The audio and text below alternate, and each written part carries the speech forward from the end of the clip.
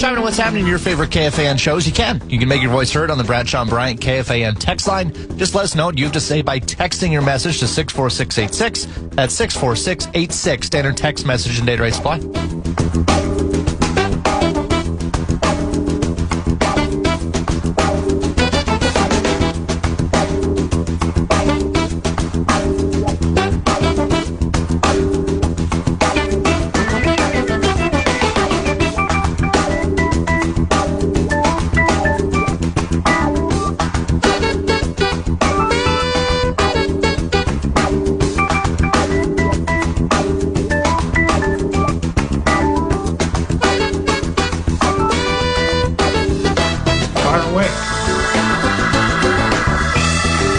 What up? Second hour is upon us. It's Nordo in for PA. PA back in the mix today.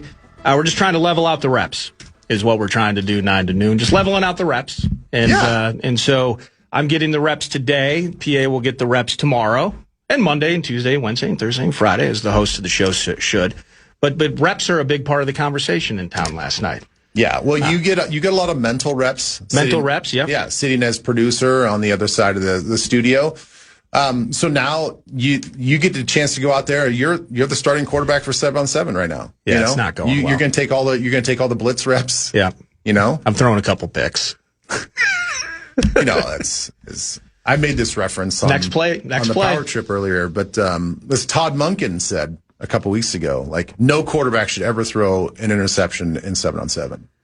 So let's hope that you don't throw an interception here on 7-on-7. Where is he now? Is he in Cleveland? He's in Cleveland. I mean, that's not the place to start out with that kind of conversation, given the quarterback situation on the shores of Lake Erie. No, but just like Dan Campbell said that he doesn't put much stake in OTAs because it's guys running around in pajamas. I mean, we all understand that that's just a grandiose statement. But Todd Monken's not wrong. I mean, you can't throw picks in 7-on-7. In 7-on-7, the whole thing is built for the offense. For success. I mean, it's probably 80% slanted towards the offense. Yeah. So, you shouldn't be throwing a lot of interceptions there. If Kyler had 70% of the reps, he wouldn't have thrown those 2 picks. Oh, I love it. Yeah. I do want to, with conversation that we've had in the past, you mentioned it though, is trying to glean and, managing these reps. And we're really having to dig into the weeds because minicamp and OTAs have kind of been neutered of all physicality. Mm-hmm. And so I even remember it was KO chatting last week, and I think he's talking again later today after practice. So we'll have some KO cuts probably tomorrow 9 to noon. But I can't remember, maybe it was Alec Lewis who asked him, like, how do you at least try to simulate a wide zone? Or, how do you navigate through things? I don't know, wherever KO stands on it, teaching and learning phase, class on the grass, there has to be an element specifically with the QB competition, specifically with some new fat guys in the middle. There has to be some irritating aspects of this for teams and coaches who have some really huge questions that really don't get to kind of make the most out of this period of time that they have with these players because it's guys in shorts and T-shirts just chucking it around, right? Yeah, and I think here's the concerning part from me is I've heard through the grapevine that the NFLPA actually wants to decrease even more what happens in the offseason and training camp with these players. Really? And, I don't have a voice with those people at the union. They clearly serve a purpose. And I think it's actually kind of scary and concerning that they should be looking out for the players' best interest. But by being motivated to take more reps and time away on the field during the offseason is actually such a detriment to the development of players that to me, it's irresponsible. It's like you're not doing your job as a union to protect these players if you want to take more time away from them in the offseason. Because these guys are not going to develop into good football players. You're not going to put a good product on the field for the NFL in general. I'm sure the people at Park Avenue in New York, they hate the idea that You're going to take more and more of these reps. I mean, can you imagine, let's just say the NFLPA gets their way, and the next iteration of the CBA is we take these, 14 OTA practices and these, let's just say there's 20 practices in the offseason, and they cut it down to, let's say, 10. You get half the reps in a quarterback battle that we're in. So you have Kyler Murray talking about how difficult it is to take half the reps in a true quarterback situation where McCarthy is getting the other half. And then you take that number and you cut it in half again. What do you think that does to the quality of play to the Minnesota Vikings offense when they go into training camp with half the reps in a quarterback battle in the most important position in all of sports? Yeah. It doesn't benefit anybody. And the NFLPA would say, like, yeah, but we're keeping the players safer. Are you really, though? When we have a higher incidence of Achilles tears, we have a higher incidence of soft tissue tears, because these guys aren't doing football drills. They're not doing football mechanics. They're not actually competing on the field, doing football movements on a consistent basis. My mind wants to explode when I hear these whispers and rumors that they might cut down even more of the offseason. So a long-winded way of getting to the point of, like, yeah, there's not much you can do in these practices. I mean, we can try to glean some things here and there, but Frank Smith can't come in and run his new running offense and his new scheme to what he wants to make it look like, because they're not in pads. Just a walkthrough. They can't even go, 3/4 speed. They certainly can't go full speed. And that's the real rep. That's the reps that matter when you're going full speed. So I'm not saying you're the only person I've heard it from. I've heard it from many, as a matter of fact. But is there a loud voice that speaks to the lack of physicality in off-season workouts? Because I'm kind of funneled or narrowed from a local standpoint to the guys that talk about football with the most, and you're one of those people. So, is it a conversation at the national level, or that you've seen of any sort, where it's not just, back in my day? That's not really what this is, as much as I'm trying to point to measurable deterioration, maybe whether it's of health, it's technical proficiency. If I'm a linebacker and I'm practicing on certain reps, specifically where to be on the field, I'm not practicing that in my backyard in the middle of July. So I'm losing out potentially on those things. Are there voices rumbling a bit that are speaking to this? I'd like to think that there are, but it's probably coming from the NFL side and the coaches side, which are not represented by the NFLPA. Because players are going to be like, I got this. Well, the players, I mean, it's a political entity and operates as a political entity, in all the benefits and the dirtiness as well. And me being an assistant player rep for a couple of years when I was with the Vikings, I saw behind the curtain of how it worked, and it was gross. I didn't like it. That's why I chose not to continue pursuing being the player rep. They force you into decisions. They shame you for having dissenting opinions. They think the word solidarity is the word that they trumpet over and over again, and they basically say, if we can't all come together, not just as a 51% majority, if we're not 100% unified, then we've got a crack in the system. And the NFL is going to pounce on that crack. Yeah. And they're going to see this vulnerability that, like, oh my gosh, well, they're not completely unified in their decision. And what ends up happening is you get in these large room discussions with all these player reps, and it just becomes parroted echo chamber. We have to do this because this is what the NFLPA president had suggested. This is what the executive committee had suggested. And how dare you have a dissenting opinion with any merit? People can stand up. People can stand up and voice their opinion, but it's kind of like, okay, you've got your time. Now let's just move on and let's just get this vote done. And we're going to continue voting until we get 100% solidarity. And then we're going to go to the press and we're going to say, nope, we voted unanimously 100%. We all agree on this. Like, that's BS. That is not true. So, I don't think that there's enough strong voices within the NFLPA to look and care enough about the holistic health of the NFL and what it means beyond the one season that they're playing. They're only worried about what's in it for me now. They don't care about what the NFL looks like in 10 years or 20 years. And it's unfortunate because because I think they're going down a degrading road as far as quality of play. I wonder how much of this is related to where, say, without being on the inside with you on everything that you were just describing there, that is the ugly political nature of this back and forth, the tit for tat, the CBA. We nearly just saw, and then thankfully they got the deal done, but we were talking about replacement refs at one point. So, the 11th hour dealings that take place, the give and take, and maybe part of it is, the NFL, I want my 18th game. I want fewer preseason games, or to convert those into regular season affairs. And maybe the league is, maybe they want the durability of this league and the integrity of this league to continue. But it's also like, well, if you're going to give me an 18th game, well, I'm getting mine.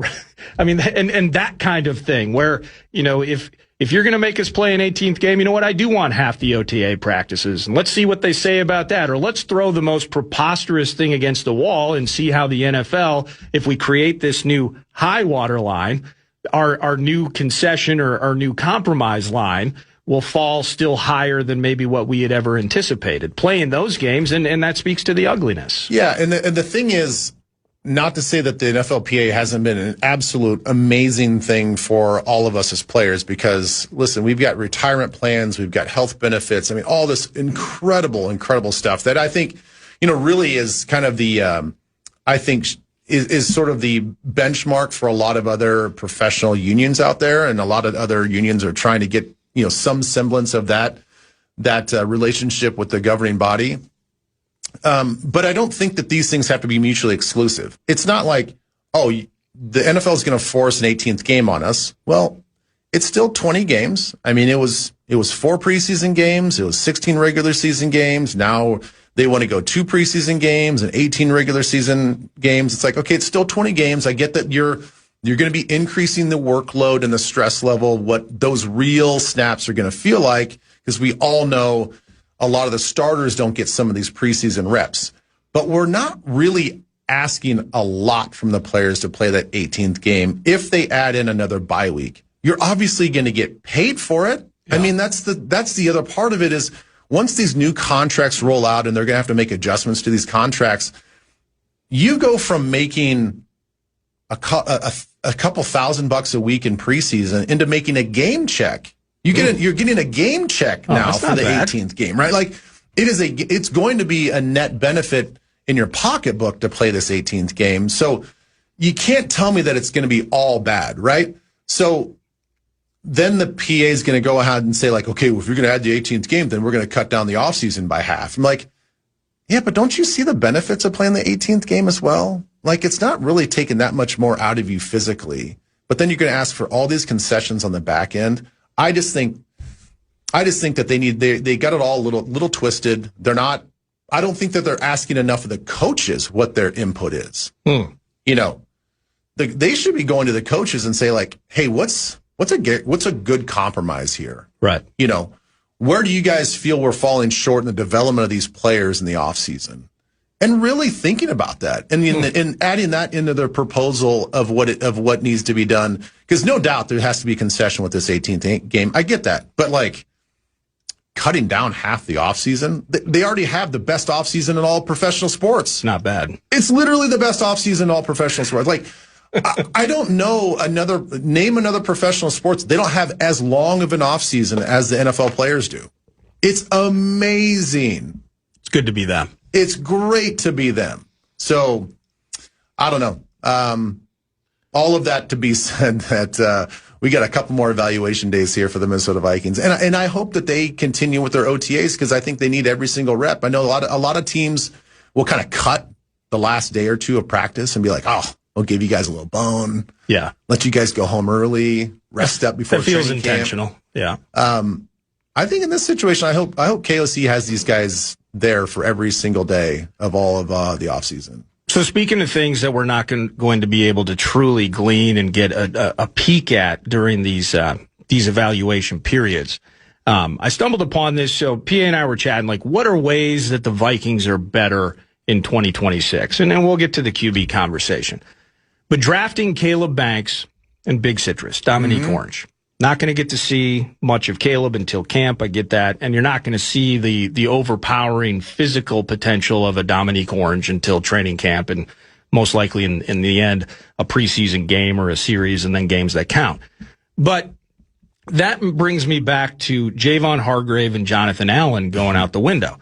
And so they leave, and I believe Allen's in Cincy, Javon Hargrave with the green and gold. We'll see him week 1. But kind of the idea that this was a defense in which defensive linemen don't necessarily blow up the stat sheet. Yeah. That Flores' defense is really predicated upon creating max possible pressure with your outside pass rushers, and that you're filling gaps, and we want to stop the run. But in the end, Javon Hargrave thinking, well, this ain't a place for me to build my stats. Mm-hmm. With that said, we draft 2 fat guys in the middle. Early on Thursday night and Friday.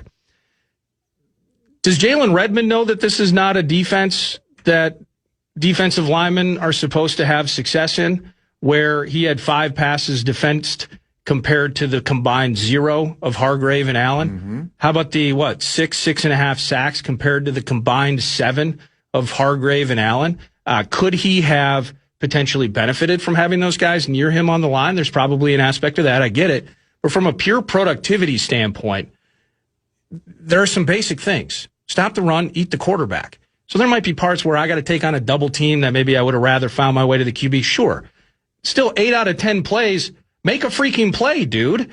Like, I'm so excited to see Banks and Orange, and it's crazy to say this because of the equity that the 2 guys out the door have in their careers. I kind of feel, did we potentially get better with these young cats on the defensive interior? Well, the thing is, I think Jonathan Allen had a lot of hidden plays in there that didn't show up in the stat books, and you're like, okay, but for that contract that he was given, that was like, okay, that's the floor, that's the minimum. Yeah. Like you're supposed to do those plays, but you're also supposed to give us these like superhuman plays. Yep, you're supposed to give us these plays, change the game. These game-changing plays, where you take your veteran experience and you're like, okay, I'm not only just doing my job, but I'm also going to go make the play. And you're like, well, heck yeah, that's a plus on this play because you're just a dude, you're just like, that's what we brought you in for. So I was so surprised that Hargrave didn't end up being that guy. So to your point, even though we have 2 young guys, one guy's got to prove himself that he's going to be healthy, but I don't think that you can go much further below than the play that we saw from last year. I don't think we got worse there. I don't think that we got worse there. So I'm very excited to see what these guys can do. I just wanted to put pads. Can you, just for one day, for an afternoon, can everyone look away? Look away. No media allowed. Just maybe do it in the field house. Okay. Throw some drapes down or something. Can you guys just let me peek in, please, so I can just watch them hit each other for like a half hour? Yeah. That's all I'm begging for. I mean, that's what this time of the year does to me, is it has me immediately fast-forwarding over a beautiful summer, waiting for training camp. I know, but I just talked to somebody last night at my kid's baseball game, and we were just talking about, because he's also one of the youth coaches with me, and we'll be coaching together the youngsters. Are you the head coach of the baseball team? No. You're the skipper? No. Gosh, okay. No, don't want that. Third base, first base? I don't want that time responsibility. Nope. I am just the dad that sits in the stands. Oh, sweet. But I was talking to another dad, and we both do coach here in the fall when it comes to our youngsters. And he's like, yeah, I can't wait because we're changing leagues and we're playing these other teams and we got a different format. And I was like, I know, I'm really excited too, but like, this is the problem. Just as you said, I'm like, I don't want to wish away summer. No. Like, we just got to summer. We just got here. And that humidity in the last few days really reminded us, like, okay, summer's here. Now I don't want to, I want football to come, but once August hits and training camp hits, technically my summer's over. Correct. I don't want that. I don't want to ride this thing out.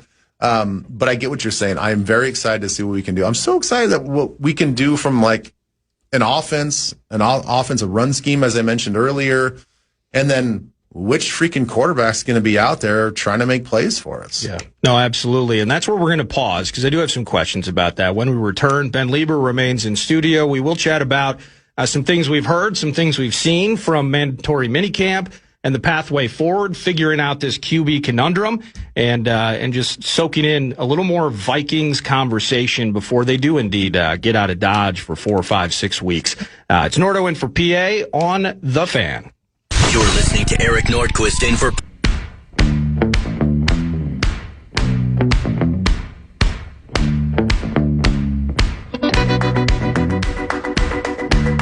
Hey, this Thursday you can head to Freight House in Stillwater to hang with Parker Fox. You can enjoy live music, great drink specials, plenty of chances to score prizes throughout the night. Party starts at 5 p.m.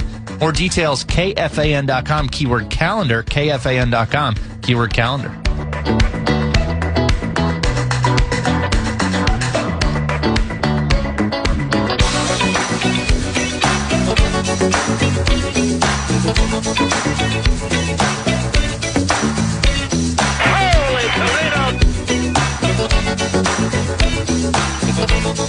Why don't you give me half the money you were going to bet? Then we'll go out back, I'll kick you in the nuts, and we'll call it a day. Hey, it's Nordo in for PA, just managing some reps on a Thursday. I get about 25% of the reps here 9 to noon. Kyler Murray and J.J. McCarthy have been getting 50% of the numero uno reps at Vikings mandatory minicamp. And, and then there's Carson Wentz. Hey, it's Carson, Bismarck's finest. And he signs a 3-year deal. So you get Kyler on like March 12th. And you get Carson March 19th. And Carson could have just been on the chill and tried to find his way with the team in training camp, but he decided he's going to be here. So Carson's in the mix and weeding through everything that you've seen the last 2 days. 50% of reps, who cares? But what are you liking? What are you not liking? What are you thinking about the quarterback chat as it is with Kyler and JJ and Carson? I think it's fun theater. It's really fun to watch and listen to. And analyze and break down whether it's fair or not fair. It's our news, it's national news, and I think it's kind of fun to lean into. I think that I'm kind of on this emotional yo-yo where I think that the quarterback competition, it was not really ever a competition. Semantics wise, it sounds like it's a great thing. Yeah, but definitely it's Kyler's to lose, right? He'd really have to screw it up for there to be a real competition. I think it's an unintentional rigged game. Yes. I think everything that they're framing up is for it to be a competition. Yeah. But how on earth could it be? Right. Yeah. But this is where I'm on a little bit of a yo-yo, where I hear how good at times McCarthy's looking and making improvements. Yeah. And then you add the other part of this formula and this quarterback stew that we're talking about, and you hear Kyler Murray talk about very openly and candidly, and I love the honesty about how difficult it is to be in a quarterback competition and be splitting 50% of the reps where he knows himself after all of these years, like to gain the confidence to be where he wants to be at, he needs to be taking all the starting reps and then making mistakes, but knowing that he can come back and have an opportunity to right a wrong and all this other stuff. But now he's got to make a mistake, get a couple more snaps, and then go away and go sit for the rest of the drill while McCarthy goes out there and does it. So, so that's where I'm like, man, maybe, I mean, if McCarthy's making these strides, and maybe Murray's kind of letting the cat out of the bag that like he's not maybe processing as quickly as he's hoping to. Maybe this is a little bit more evenly matched, and maybe it is more of a competition. So I'm kind of all in on just like riding this wave on a day-to-day basis of whether it's right or wrong or fair or not to both of them. I am just like, it's not a competition. Maybe it is a competition. Kyler had a great day. McCarthy had a bad day. McCarthy had a great day. Kyler had a bad day. I'm like, I don't know. It's kind of fun. So I really, going back to our last segment, can't wait for these guys to get the pads on, to get some real pass rush on these guys, really to see them sweat under pressure and see what decisions they make in training camp. Yeah. I'm almost exactly right where you are, where there's the emotional element. I don't want to give up on J.J. McCarthy. No. However, well, I want to stop you there. I don't want J.J. to give up on himself. because that I think is going to be one of the biggest parts of this whole thing, is because we've heard about how, is he going to get traded? Is that a possibility? What's going to happen? And I think it solely depends on how he handles everything. Yeah. That goes both ways, because I heard you guys on the power trip this morning. The only reason, in my opinion, that we see a trade is because of how they handle not being QB1. Yes. And that goes with J.J. McCarthy. So, we were talking about Carson Wentz. You mentioned it, when people were first acquired, that from a knowing the playbook standpoint, from just functionally, trust, that's a word I've been using a lot with these QBs. He had the most trust, 2.5 months ago now. Right. Totally in on that. But now fast forward, if Kyler Murray wins the starting job and JJ's the odd man out, how does he handle it? Mm-hmm. If he handles it well and it's like, I want to be here and continue to learn, I get why I'm not QB1, then I don't believe he'll be traded. Kyler Murray, on the other hand, if he was to not win the starting job, I absolutely believe wholeheartedly that there will be conversations with agents to try and figure out how to move him. And I believe that because this was supposed to be a proving ground that was the launch pad to a new multi-year deal as a starter in the NFL. And there's a reason that there were many vying for his services with the 1.3, and Arizona's paying the rest of the tab because of the talent, because there is equity, the 87 games, all of that. I think how they handle not being QB1 would be what precipitates a trade, not just not winning the battle. It's not that I don't think that could happen, and the likelihood is probably more than likely that scenario could happen on either side, whoever wins the quarterback battle. That's why I was saying, it depends on how they react to it. If they're going to be turds and they're going to scream and cry and pound their fists and feet into the floor like a child, then the number 2 would have to go. It'd be like, time to go. You know what? You're not going to be a good teammate. You're going to divide this locker room. You're going to be a cancer in this team. It's not what we're here for. We'll let you go on your way. Everybody gets a fresh start. My advice to both of them would be to play the long game. Even if J.J. McCarthy wins the starting spot, if I'm Kyler's agent, I would say, dude, what do you think? What's the best case scenario here for you? You're going to be playing behind a guy that's often injured, so you're going to have your chance to start. Yeah, you're going to have your chance to succeed. You just put 5-6 months of learning this new offense, which everybody around the league says doesn't fit you, not really your style. But if you can change your game and you can go in there for a game or two, maybe more, because the quarterback that you're behind will probably get injured. More likely that you're going to play the long game and get a fatter contract, because now the league looks at you as an overall, a true quarterback, not just an athlete playing quarterback, right, but a quarterback that's also an athlete. So that's one piece of advice I'd give him. The other is, what do you think is going to happen if you get traded? You think you're going to walk in to this new team and learn a new offense literally as the season's starting and expect to have as much success as you hope to have to get a long-term contract? You're still, regardless, you're still going to get a 1-year contract, whether it's this year.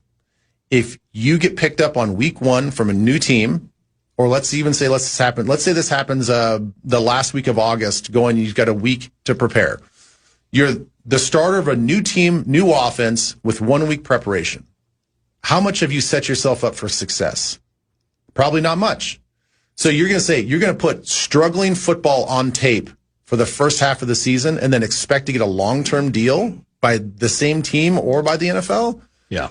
I think that you're better off playing the Daniel Jones effect, sitting back, learning from KOC, getting an opportunity where JJ's probably going to get injured, or maybe he underperforms and you get to ride in on your white stallion and you could take this team to the playoffs, and all of a sudden now you get a fat contract either with the Minnesota Vikings or somebody else.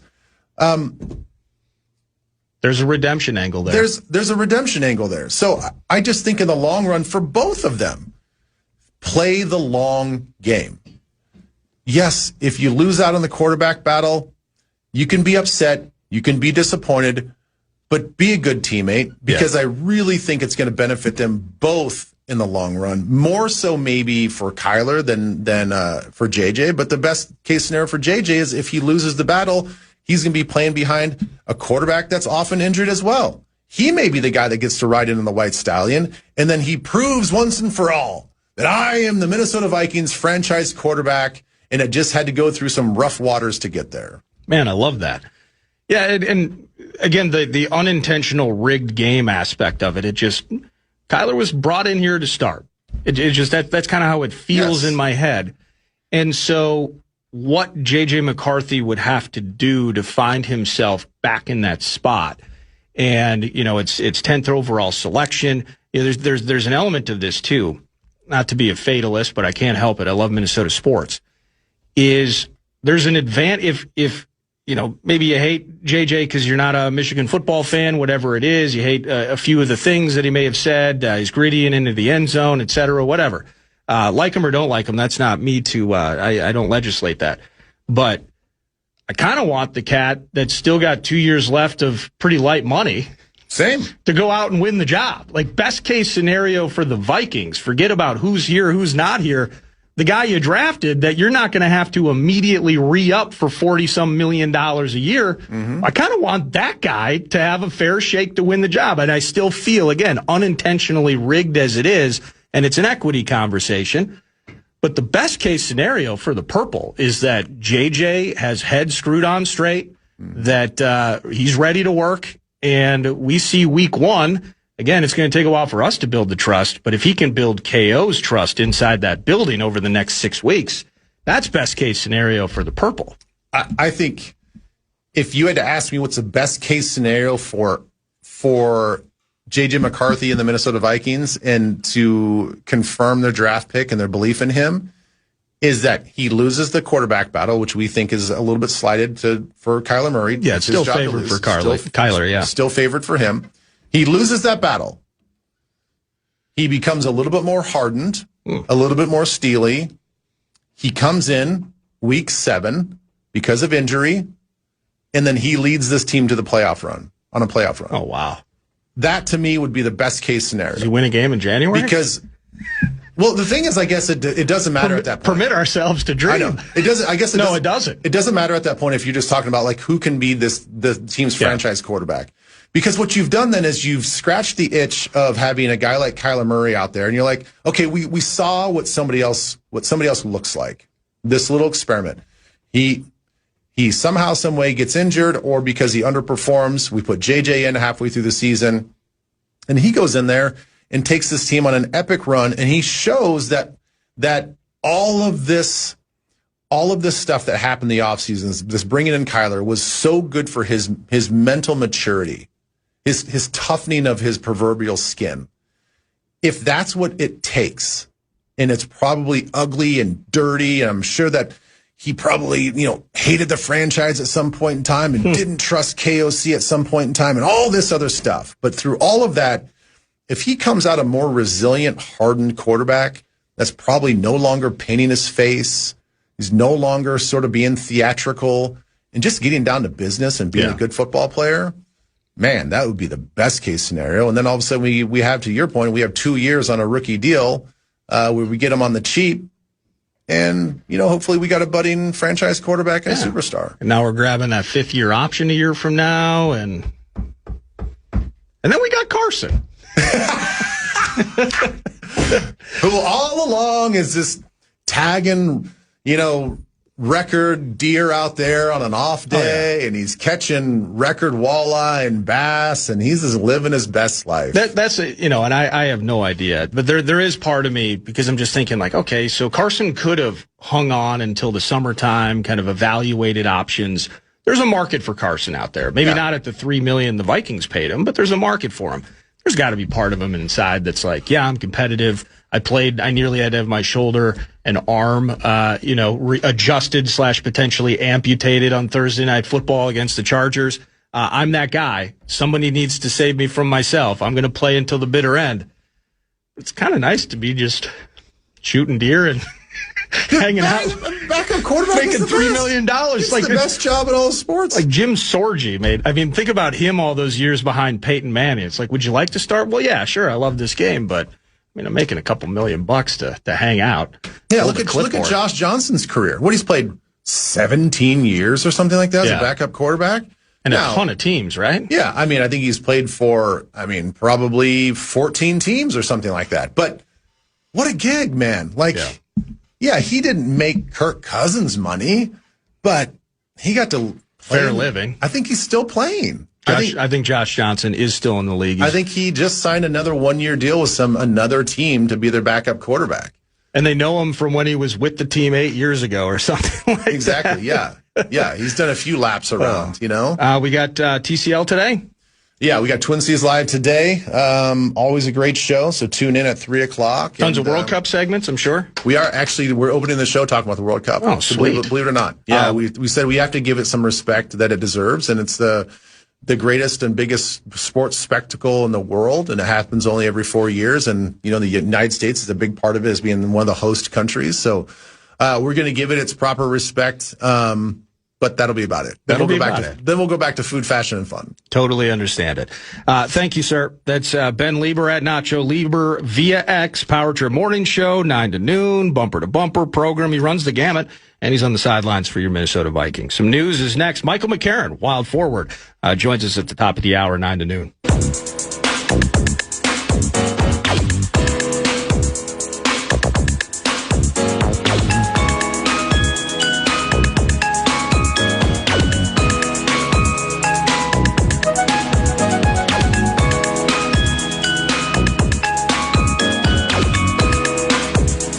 News to Nord, as truncated as it will be, Wild Forward Michael McCarron will be joining us at the top of the hour, along with Radio Fallness. Radio Fallness, I saw he was just kind of wandering out near the near the parking ramp down there. I said, hey, Kevin, you want to just hang out, chat some hockey?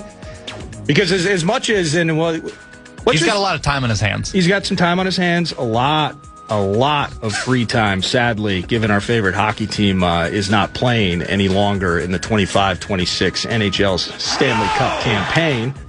But Kevin Fallness is going to be with me. We'll chat with Michael McCarron on his fresh deal. Really pumped for that. That's the 11 a.m. hour. This is, again, a shorty News to Nord brought to you by the casino at Canterbury Park, CanterburyPark.com. Poker, blackjack, and table games, live racing. Again, the website, CanterburyPark.com. Number 1. Basically going to combine number 1 and number 2. The NHL Stanley Cup final continues. Series tied at 2 games apiece. Yeah. Goes back to Carolina. You'll hear that right here on the Fan. Pregame 6:30. Puck drop shortly after 7. How about Jordan Stahl's goal the other night? The ageless wonder. Unbelievable. Falling down. It was almost for a moment like he lost his balance. He couldn't believe that the net was open, that the puck had found its way back to him in that manner. He's like, Blake, whoa. And for him to be able to do that, want to go for a gopher great, Blake Wheeler, once kind of had that falling down, sweeping goal against, I think that was North Dakota in a Final 5 game. But no, that was awesome, and it's tied 2-2. NBA Finals have been terrific, drama-filled despite the 3-1 advantage for the Knicks. And this Stanley Cup locked in at 2 has been just one of the better starts to a final series that I can remember. Number 2. I'm actually going to combine number 3, number 4. 2 NFL stories. The Chiefs are adding 2 more years to Mahomes' contract, reworked. It ties him to Kansas City through 2033 at a value of $504.75 million.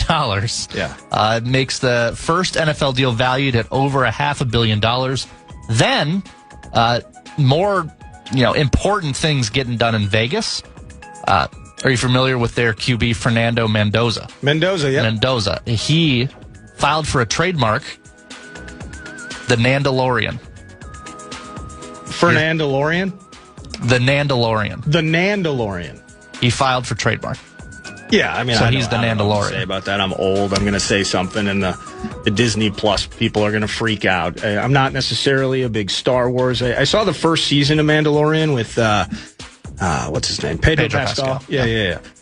Cool series. That's cool. I think that a lot of the newer Star Wars movies have been hideous. So with that said, I like Star Wars, and I agree. The younger crowd, the Nandalorian. I'm not going to call him that, and I can tell you that any entrepreneurial venture that I might invest in, the trademark's safe for Nando. The name's safe. Congratulations to that. And Patrick Mahomes, effectively, I mean, not by himself. Andy Reid's there. They were already a playoff team when they drafted Mahomes. Smart thinking, by the way. And, I mean, he's turned that thing into a dynasty. So good for him. Good cash. Number 3. World Cup starts today, 2 o'clock. Mexico, South Africa. A rematch of the 2010 match down in South Africa. That's at, I believe that's Azteca today. Banorte. Whatever it's called, yeah. So that'll be on Fox. And then South Korea, Czechia, later tonight, Thursday night lights, 9 o'clock, if you want to stay up for that one. I think that's also south of the border. Are there vuvuzelas allowed at Estadio Banorte? They are banned?